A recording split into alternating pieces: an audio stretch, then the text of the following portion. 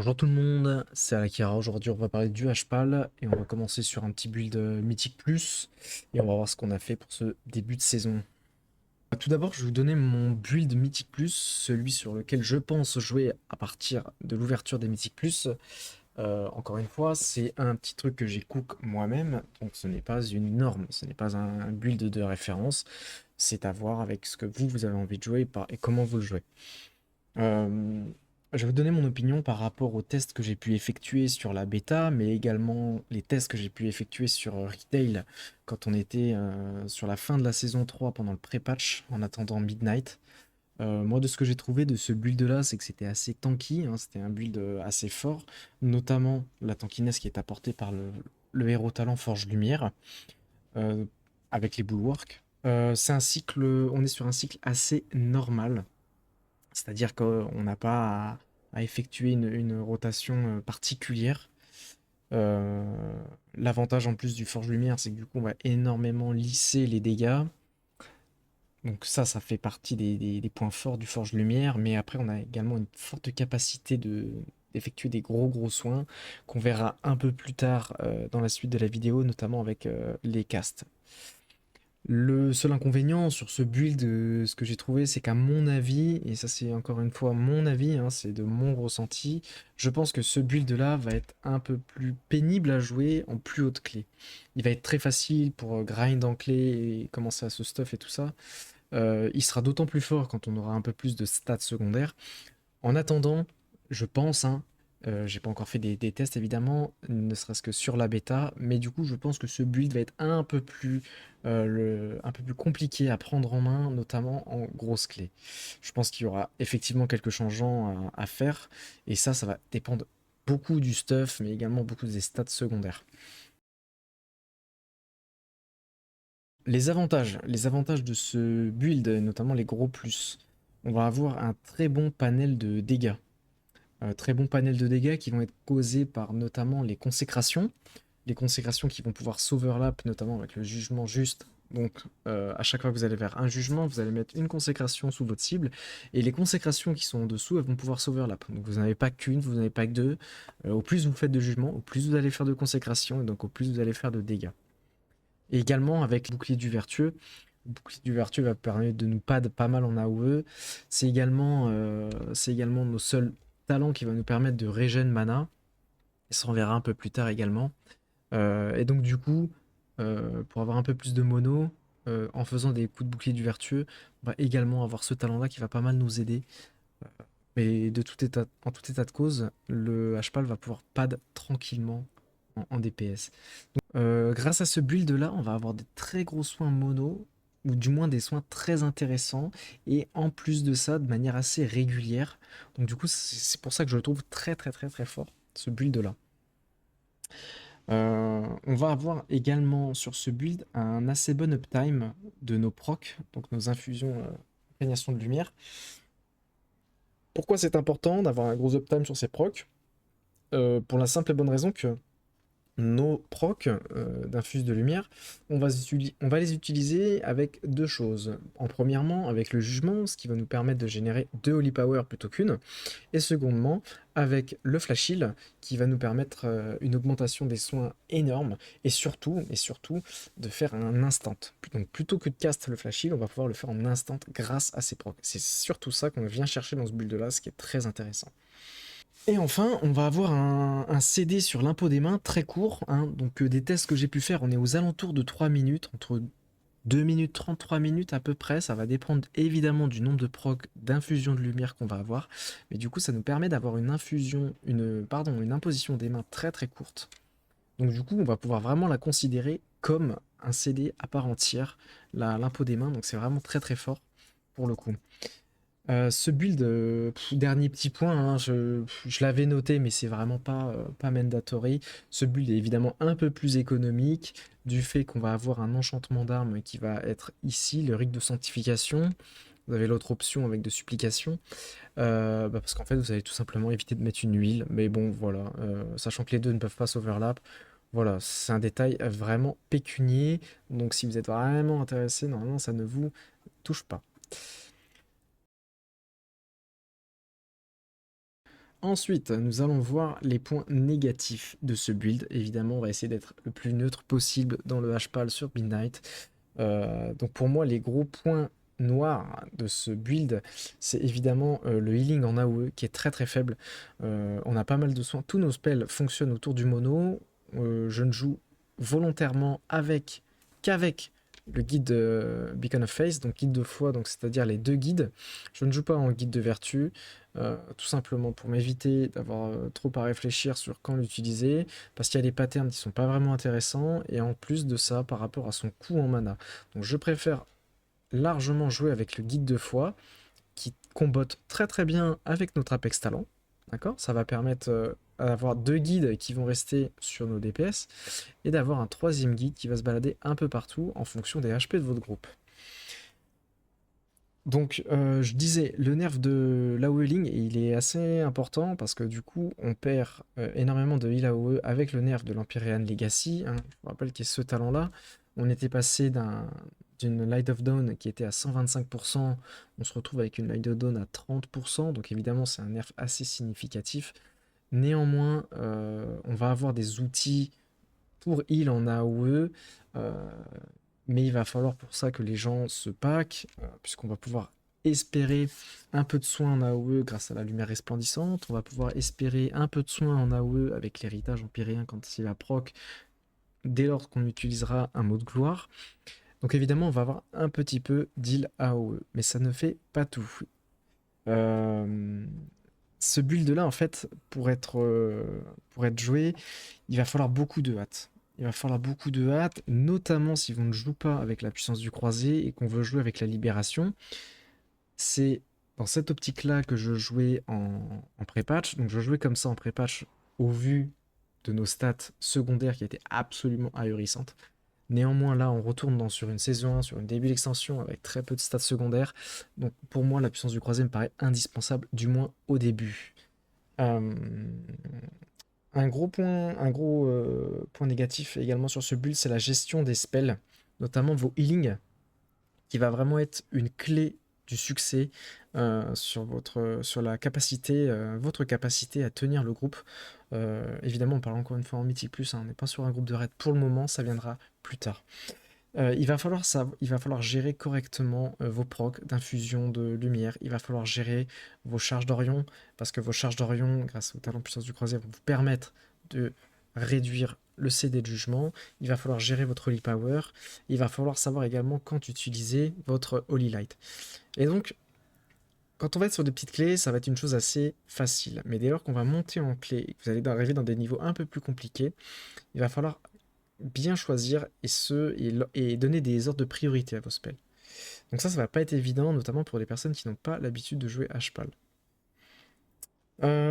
Évidemment, ce build-là, il y a un gros problème, c'est qu'en fait, sur ce build-là, on n'a aucune, mais alors vraiment zéro synergie avec le 4P du HPAL.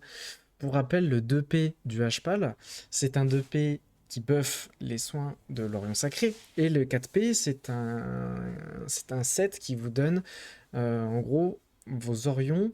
À chaque fois que vous balancez un Orion Sacré en soins, ils vont faire une partie de leurs soins directement sur vos guides de lumière. Alors, évidemment, vos guides de lumière toucheront les soins de par leur effet bénéfique de guide de lumière, mais l'Orion également va reproduire une partie de ses soins sur vos porteurs de guide. C'est pour ça que ce build-là n'a aucune synergie, puisque je vous le rappelle, en Forge Lumière, l'armement sacré, en fait, remplace le Glas-Divin, donc du coup, on n'aura pas de Glas-Divin. Donc c'est pour ça, en fait, il n'y a vraiment aucune synergie avec le 4P, parce que le 4P tourne beaucoup autour de l'Orient Sacré, et là, on n'en a quasiment pas. On n'a pas beaucoup de choses qui tournent autour de l'Orient Sacré, si ce n'est que l'Orient Sacré va nous permettre de réduire notre jugement, notre CD du jugement, pour pouvoir l'utiliser. Parce qu'on va beaucoup plus jouer autour du jugement sur ce build-là que de l'Orient Sacré. Un point noir sur ce build également, ce sont, si vous voulez des gros soins, il va falloir être immobile. Je m'explique. Quand je parle de gros soins, je parle évidemment de Holy Light, d'accord, la lumière sacrée. Nous avons deux talents, on avait celui-là et celui-là, qui nous permettent d'augmenter ses soins, mais également de réduire son temps de cast, réduire son mana ici et l'augmenter de ce côté-là. Donc en fait, si vous voulez des gros soins, si vous voulez l'Holy Light sur cette saison 1, c'est un peu comme une petite impôt des mains. Parce que du coup, vous n'avez pas de CD. Bon, ça coûte pas mal de mana, mais les soins d'Holy Light sont assez monstrueux pour le moment. Euh, mais par contre, il va falloir être immobile. Vu qu'on n'a pas beaucoup de VAT, étant donné que c'est une début d'extension, ça va être compliqué. Donc, gros soin égale immobile, et ça, c'est un gros point noir sur un healer qui est cac, qui est mêlé, et qui, de base, historiquement, le H-Pal ne caste pas autant que ça. Donc, c'est un peu dommage, cet aspect healer cac, mais caster.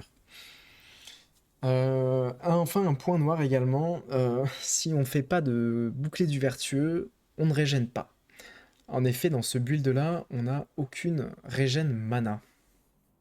Si je tape mana dans ma barre, donc là on va avoir en fait des soins, de la régène passif, mais qui va pas vraiment être intéressant. Donc ce talent-là, en fait, ça compte uniquement nos orients sacrés en offensif. Ça c'est la Holy Light, Holy Light. Ça c'est pareil. Mais en gros, pour régène du mana, on a soit l'impôt des mains qui va nous régène 5%, soit le tooltip du bouclier du vertueux qui nous dit qu'à chaque coup du bouclier du vertueux, on gagne 3000 de mana. Et en gros, c'est ça. C'est qu'en gros, si vous ne tapez pas, si vous ne mettez pas de coup de bouclier du vertueux, effectivement, vous allez avoir votre barre de mana qui va descendre beaucoup plus vite que prévu. Donc, quand on ne sait pas quoi faire de sa Holy Power, plutôt que de la brûler dans des spells inutiles comme Mot de Gloire, Lumière de l'Aube, alors que tout le monde est full vie, et ben parfois il va falloir mieux l'utiliser en DPS. Et c'est ce qui va faire que votre mana va se stabiliser un peu plus et que vous allez avoir moins de grosses pertes de mana. Voilà pour les points négatifs. Quatrième point, nous allons voir ensemble le gameplay. Le gameplay est assez simple du H-Pal, notamment sur Midnight, hein, ça va être assez facile à comprendre. Ça va être un heal qui va être assez easy to learn, mais un peu plus dur. Donc moi je placerai en medium, voire master, voire hard, pardon, to master. Donc c'est-à-dire que ça va être un cheval qui va être facile à apprendre dans les capacités de base, mais qui va être un peu plus dur à maîtriser, notamment en comprenant en fait les différentes mécaniques et également ce que je vous disais tout à l'heure, il va falloir choisir et accorder une priorité à certains spells, notamment dans le healing. Disons que dans le gameplay, ça va être très simple, on va fonctionner en 3 points. Si vous voulez faire du petit heal, eh ben, tout simplement on va utiliser des Holy Shock et des Flash Heal sous proc. Parce que ça va vous faire des petits heals, voilà, il y a quelqu'un qui vient de perdre 15% HP ou 20% HP, voilà. Un petit Holy Shock pour essayer de l'aider à remonter, un petit Flash Heal sous proc évidemment, hein. Ça va remonter assez bien. Quand vous allez faire à peu près du medium heal, donc quelqu'un qui a pris d'un coup 30-40% HP, d'accord? Et bien là, on va partir sur du mode gloire, sur le flash heal avec proc également, puisque je vous rappelle que le proc peut crit également, hein, donc ça peut être intéressant. Donc là, on partira sur ça. Et par contre, quand on va vouloir vraiment faire du gros heal, là, on va lâcher, tout comme précédemment, des mots de gloire, mais également des Holy Light. Les Holy Light qui vont être sacrément buff, hein, je vous parlais tout à l'heure, par l'utilisation de deux talents, hein, la faveur divine et la surcharge divine, qui vont nous permettre d'avoir une Holy Light très forte. L'inconvénient, c'est que si vous voulez du gros heal, du coup, comme dit auparavant, il va falloir être immobile pour cast la Holy Light. Dans le gameplay, sur ce gameplay-là, avec ce build-là, donc celui que j'ai fait, on aura le jugement on-CD. Le jugement, c'est vraiment on-CD, on-CD, on-CD. Ça va nous permettre de pas de DPS, ça va nous permettre de fiche l'Empyrean Legacy, donc d'aller chercher ce buff-là, qui va faire que notre prochain mot de gloire fait du heal AOE, à 30% d'efficacité, mais bon, voilà, ça permet toujours de gratter un petit peu. Il va falloir build énormément d'Holy Power. Enfin, ce build-là va vous permettre, pardon, de build énormément d'Holy Power, d'accord?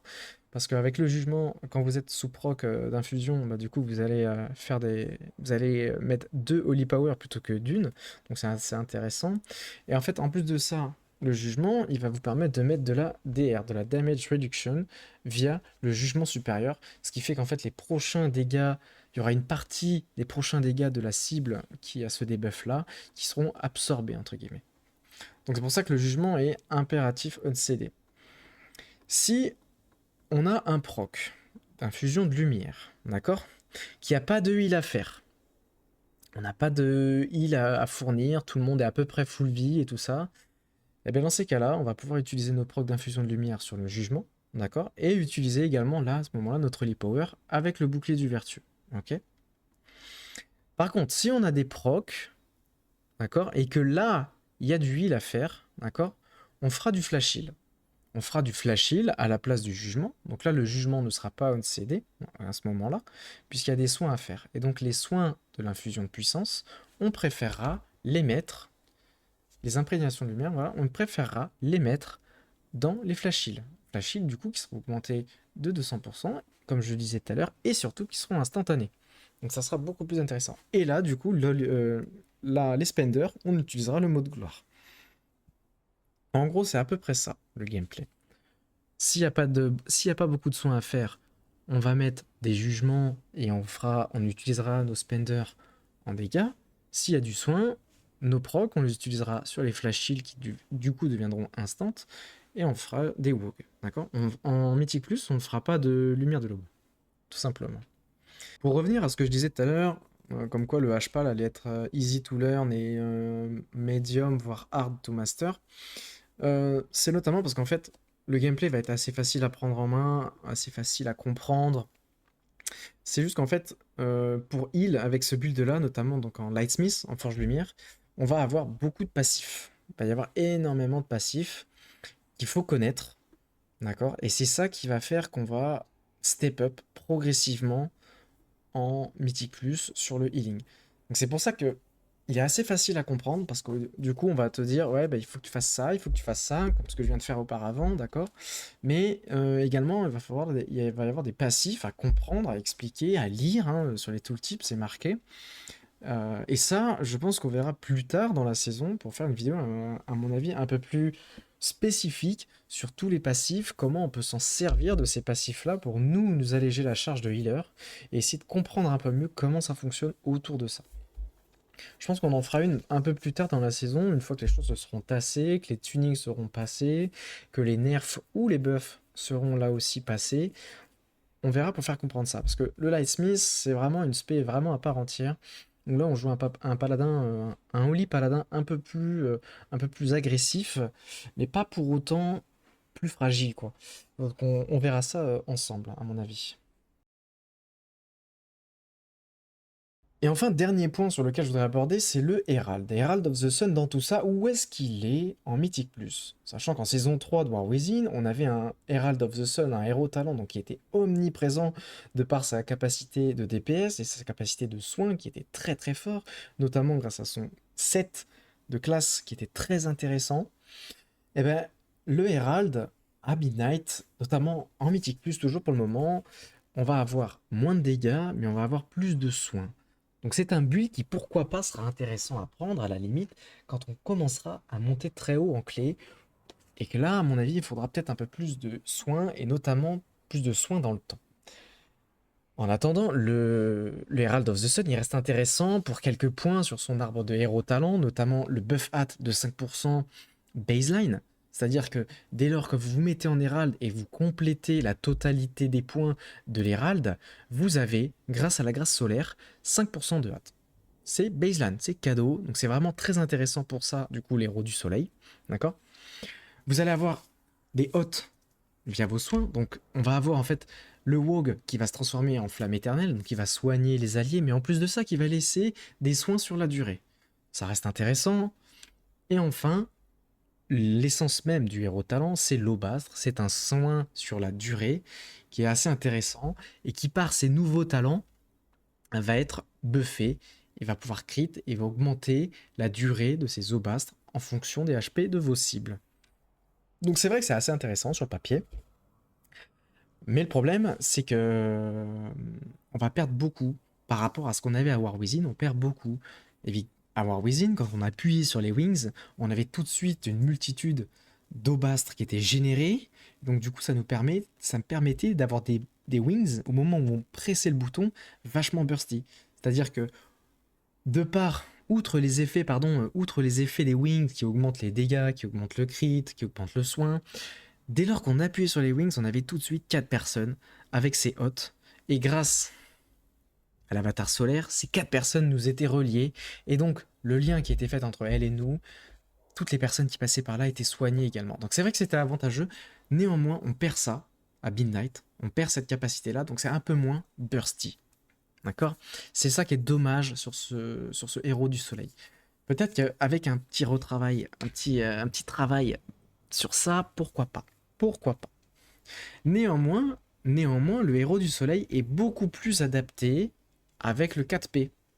Le 4P qu'on va avoir. Donc pourquoi pas, ça serait pas déconnant de voir le héros du soleil en raid, où là ça sera beaucoup plus intéressant puisque la plaque de dégâts on s'en fout complètement en raid de la part d'un healer.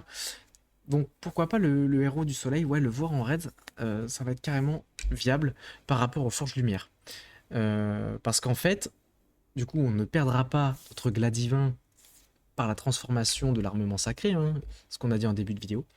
Donc on aura le glas divin, et là ça va beaucoup mieux fonctionner avec le 4P du H-Pal. Donc on disait, ça sera sûrement plus adapté en grosse clé grâce à sa capacité de soin améliorée par rapport aux forges lumière. Okay, on perdra sûrement sur le côté un peu tanky, hein, un peu résistant du H-Pal, mais du coup on gagnera un peu plus en soin. Et c'est surtout qu'en fait ce build là en Mythique Plus, le héros du soleil, il sera jouable et en glas divin, d'accord, et avec le prisme sacré. Là encore c'est un nœud de talent, d'accord, où vous allez pouvoir choisir soit entre le glas divin, soit entre le prisme sacré. Même si le glas divin fonctionne très bien avec le 4P, le prisme lui ne fonctionnant pas avec le 4P, c'est pas très grave, parce qu'il a une autre capacité qui va nous intéresser en fait. Il va pouvoir fonctionner et en mono et en AOE. Là où le glas divin, lui, va se contenter de balancer 5 orients sacrés sur les cibles à proximité, avec une puissance réduite, et ben en fait, lui, il va vraiment pouvoir faire du mono si c'est ce que vous souhaitez. Et ça reste assez intéressant quand même. Voilà pour l'état un peu du Herald côté Mythique Plus. J'ai pu faire des tests sur la bêta. Je me sentais moins à l'aise en héros du soleil sur la bêta que en Forge Lumière, où j'arrivais à lisser les dégâts, à avoir un peu plus de tankiness, à pouvoir mettre des shields sur mes alliés ou sur mon tank, notamment avec le rempart sacré. J'arrivais à faire un peu de dégâts, j'arrivais beaucoup plus souvent à avoir des procs d'imprégnation de lumière, ce qui va permettre de me rendre mes flash heals instant, donc c'était très intéressant, et néanmoins, je gardais une grosse capacité de soin grâce à mes talents de la lumière sacrée, qui là du coup me permettait d'avoir du gros soin. Donc je dirais que le Forge Lumière m'a beaucoup plus intéressé, et du coup j'ai fait beaucoup plus de tests forcément avec le Forge Lumière. Néanmoins, les deux builds sont jouables au début. Ça dépend de ce que vous voulez faire de votre île et ça dépend des objectifs que vous avez. Encore une fois, c'est pas un build méta, ça c'est un truc que j'ai fait, que j'ai essayé. Je ne dis pas que c'est le build à adopter. Faites vos essais, essayez des choses qui vont vous plaire ou non, jouez avec des talents qui vous correspondent, peut-être avec des talents qui sont adaptés. Je pense notamment au pool de donjons de Mythique Plus. Il y a des donjons où on passera sur la double lib, des donjons où on restera sur la béné résonante. Ça dépend. Hein, ça, c'est mon choix, c'est après mes tests, ok? Vous faites ce que vous voulez. Il n'y a rien qui est fixé, rien que... Voilà. En tout état de cause, on se retrouvera très prochainement pour parler du HPAL en raid. Je ne vous dis pas que ça sera très très vite, hein. Il y aura des tests évidemment, hein. Une fois que les raids seront commencés, seront lancés. Je vais peut-être faire mes tests également aussi de mon côté. Néanmoins, on se reparlera devant tout ça, devant une vidéo pour parler de tout ça. Je vous dis à bientôt, je vous souhaite une bonne continuation. N'hésitez pas à m'envoyer des messages soit sur Discord, soit in-game, soit sous la vidéo, ou comme vous voulez, hein, par pigeon postal. Bonne chance pour trouver l'adresse. Et si vous avez des questions concernant le HPAL. Voilà, je vous dis à très bientôt, à très vite, on se retrouve pour des nouvelles vidéos assez bientôt.